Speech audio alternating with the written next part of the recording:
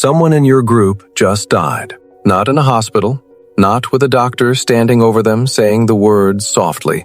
Right here, on the ground, next to the fire, in front of everyone. Maybe it was a fever that wouldn't break. Maybe it was a wound that turned bad. Maybe it was old age finally catching up. Whatever it was, one moment they were breathing, and now they're not. And you are standing there 60,000 years ago staring at a body, with no funeral home to call, no priest, no tradition written down anywhere, because writing doesn't exist yet. No one has ever told you what you're supposed to do next. So, what do you do? Most people assume the answer is simple. You leave the body. You walk away. Death was common. Life was short. And grief was probably a luxury nobody had time for. That's the assumption.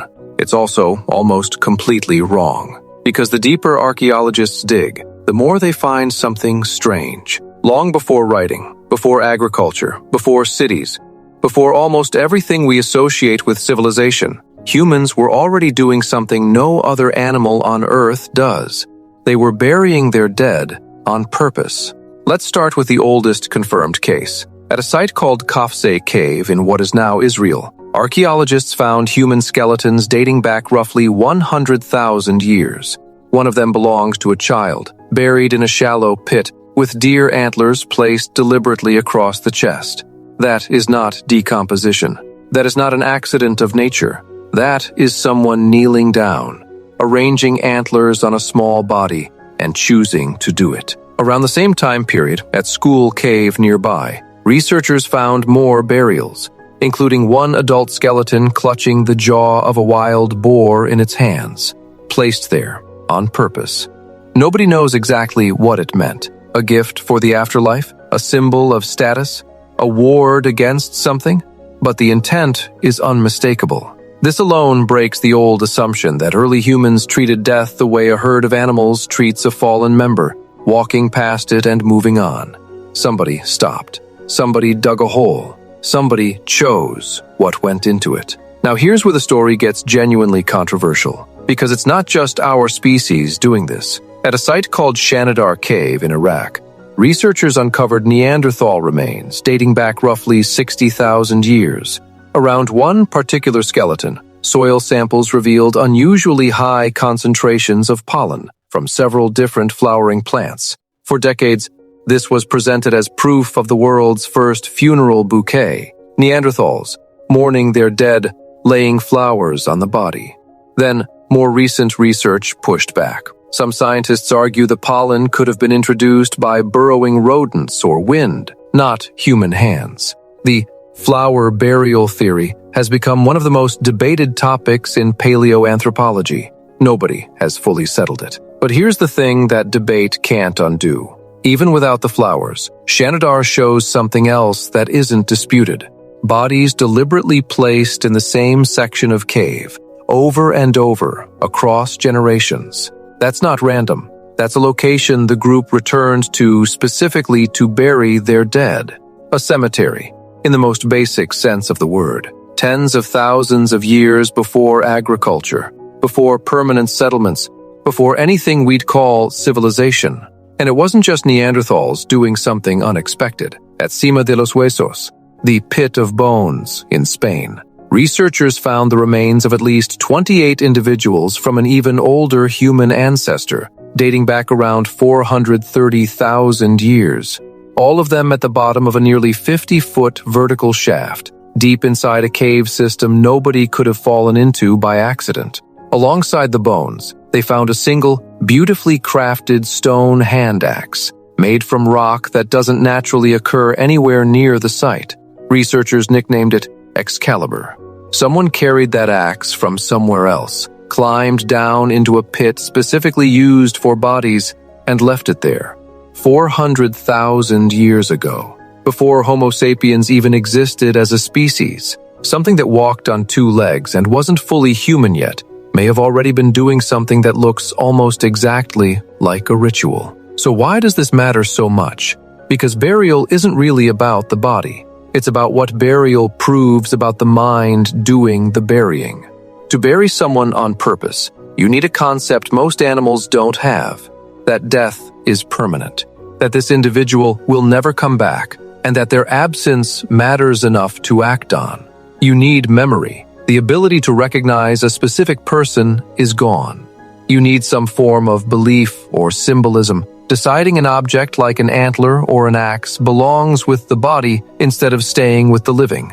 And you need social coordination.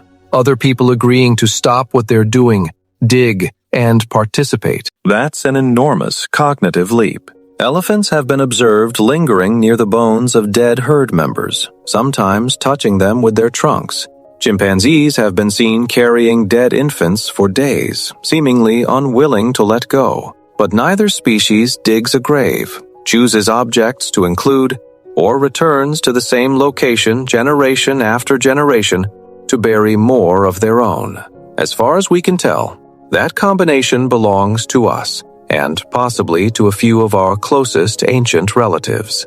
Once burial became a habit, it didn't stay small. It grew into entire cemeteries, and the evidence for that is some of the most striking in all of archaeology. At Dolní Věstonice, in what is now the Czech Republic, archaeologists uncovered burials dating back around 26,000 years, including a triple burial of 3 young adults laid side by side. One of them face down, arms interlinked with the other 2. Their skulls and pelvic areas were covered in red ochre. Wooden poles had been driven into the ground around the bodies, possibly to hold some kind of covering in place. This wasn't a single grave, dug in a hurry. It was a planned, deliberate event, involving multiple people, specific materials, and a specific arrangement that someone thought carefully about. Then there's Jebel Sahaba in Sudan, one of the oldest known cemeteries in the world, dating back roughly 13,000 years. More than 60 individuals were buried there, and many show clear signs of violence: embedded stone points, fractured bones, wounds consistent with conflict. But what makes Jebel Sahaba remarkable isn't just the violence. It's that despite the chaos those deaths lots likely came from, someone still gathered the bodies, brought them to one place, and buried them in an organized cemetery, instead of leaving them scattered where they fell. Even in a period defined by conflict, the instincts to formally bury the dead didn't disappear. If anything, it got stronger. These early communal burial grounds tell us something important. Burial wasn't only a private family act. At some point, it became a shared institution, a specific piece of land the whole group recognized as belonging to the dead, revisited again and again over generations. And the methods used to bury people were far from uniform. Depending on the region, the climate, and the era, burial looked completely different. In many cave sites, bodies were simply placed in natural crevices or shallow pits dug into the cave floor, using the shelter the cave already provided. In other locations, archaeologists find what's called flexed burial, bodies positioned with knees drawn up toward the chest, arms folded in, almost like a sleeping or fetal position. Some researchers think this was practical, since a flexed body takes up far less space to dig for and cover. Others think it was symbolic, a return to the position of the womb, birth in reverse. Ochre burials, where the body or the grave itself was coated in red pigment, appear across multiple continents and time periods, suggesting the color red carried deep symbolic weight, possibly representing blood, life, or some connection to the living world that people wanted the dead to keep. And not every group buried their dead the same way at all. In colder, harsher climates, where the ground froze solid for months and digging was nearly impossible, some groups appear to have used exposure instead, placing bodies on raised platforms or in remote areas away from camp, letting the elements and scavengers take them, rather than fighting frozen earth with stone tools. This wasn't disrespect, it was adaptation. The ritual mattered more than the specific method, and the method bent to whatever the environment allowed, which brings us to one of the strangest parts of this whole story: the objects.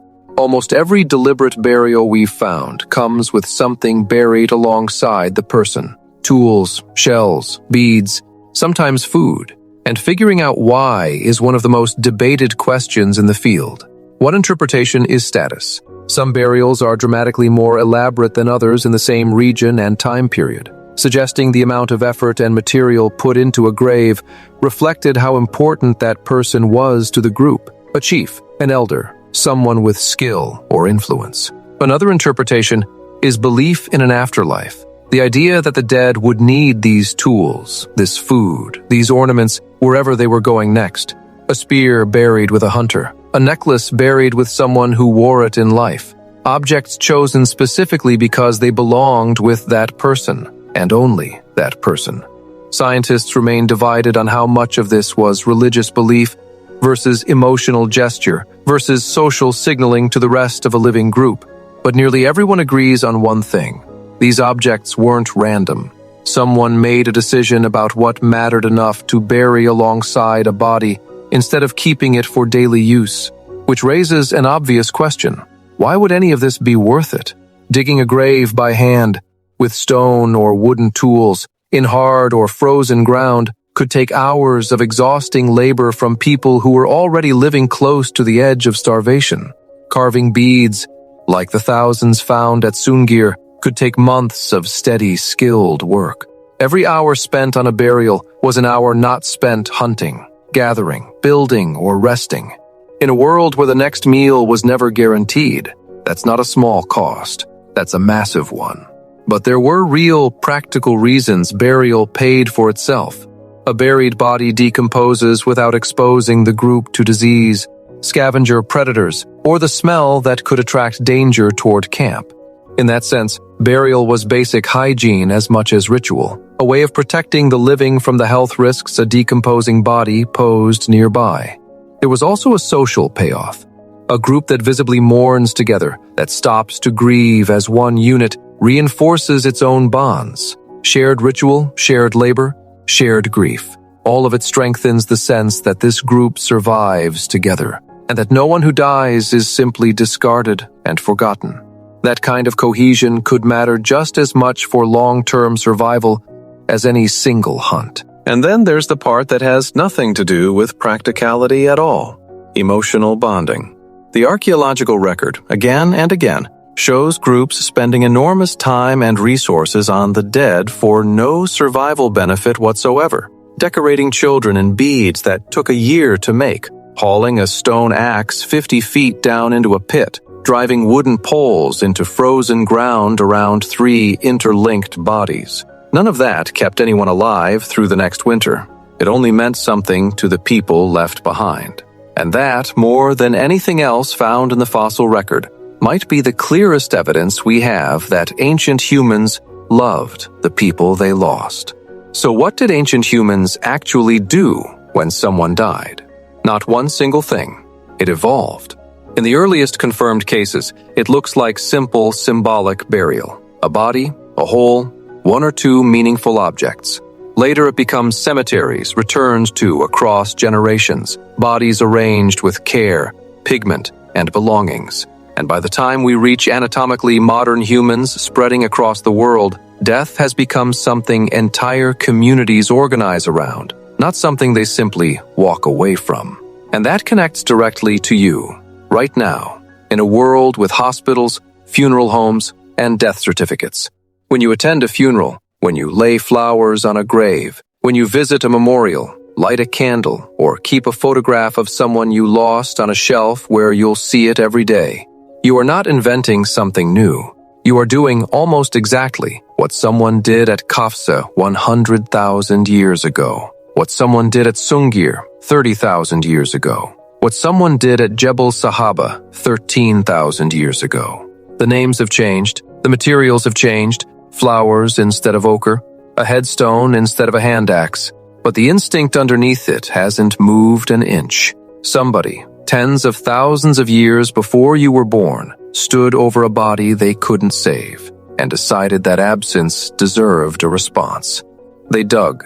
They placed an antler, a boar's jaw, a hand axe, a bead. They marked the spot and came back to it, year after year, generation after generation, not because it helped them survive the next winter, because it helped them survive the loss. So the next time you think of ancient humans as simple, brutal, purely survival-driven creatures, remember this: They were burying their children in beaded ivory 30,000 years ago. They were building entire cemeteries 13,000 years before writing existed. They were carrying stone axes down 50-foot shafts to leave beside the dead 400,000 years ago. Long before anyone wrote down what a soul was, humans already seemed to believe in one worth honoring. They didn't just survive death, they answered it. And every time you bring flowers to a grave, so do you.